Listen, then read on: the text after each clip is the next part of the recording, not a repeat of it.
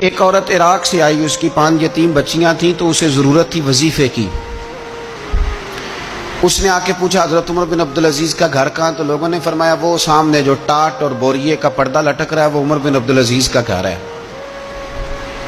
دروازے پہ دستک دی تو ایک عورت اندر برتن دھو رہی تھی۔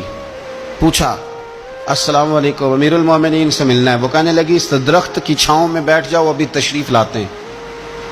تھوڑی دیر گزری تو حضرت عمر بن عبدالعزیز آئے تو کنویں سے پانی نکال کے نا، سین میں کنواں تھا تو جو جگہ میں مٹی اڑ رہی تھی نا، گرد اڑ رہی تھی، ہوتا ہے نا عصر کے بعد لوگ پانی پھینکتے ہیں، وہاں پانی پھینکنے لگے، چھڑکاؤ کرنے لگے۔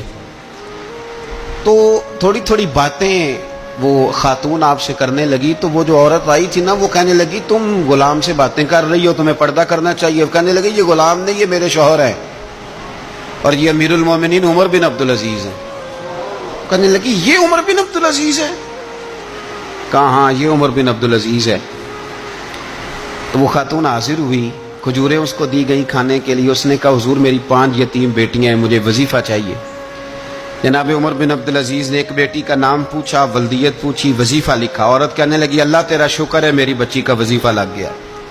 دوسری کا نام پوچھا، ولدیت پوچھی، عمر پوچھی، وظیفہ لگایا۔ اللہ تیرا شکر ہے میری یتیم بچی کا وظیفہ۔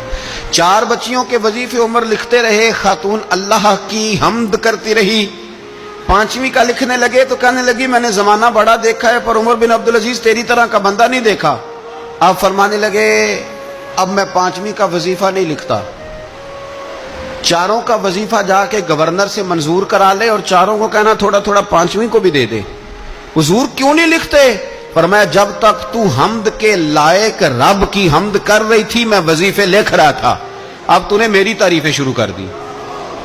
اپنی تعریف پر کیسے وظیفہ لکھوں؟ وہ تو حمد کے لائق ہے، اس کی حمد ہونی چاہیے، لیکن میں اپنی تعریف پر، اپنی خوشامد پر میں نہیں لکھتا۔ جا اللہ تعالیٰ تیری لیے بہتری کرے۔ وہ خاتون کہتی ہے میں وہاں سے آئی، مجھے مہینوں لگ گئے، سفر لمبا تھا، عراق پہنچی تو عراق کے گورنر کو جب میں نے وہ روکا دیا تو ان کی چیخیں نکل گئی، تڑپ کے روئے۔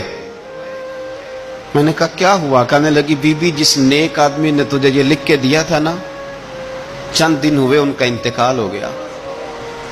عمر بن عبدالعزیز پردہ فرما گئے۔